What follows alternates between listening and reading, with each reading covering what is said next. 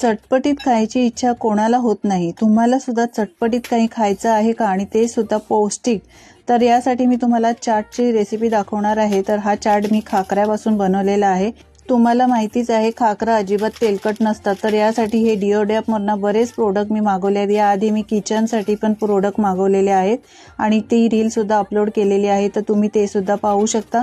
तर हे खाकरा खूपच पौष्टिक आहे, तर तुम्ही बिनधास्त ह्या खाकराचा वापर करून अशा पद्धतीने घरच्या घरी चाट बनवून खाऊ शकता. खायला हा चाट अप्रतिम लागतो, अजिबात अनहेल्दी नाही, हेल्दी चाट आहे. तर तुम्हाला आता कोणी म्हणणार नाही की तुम्ही आता चाट खाऊ नका.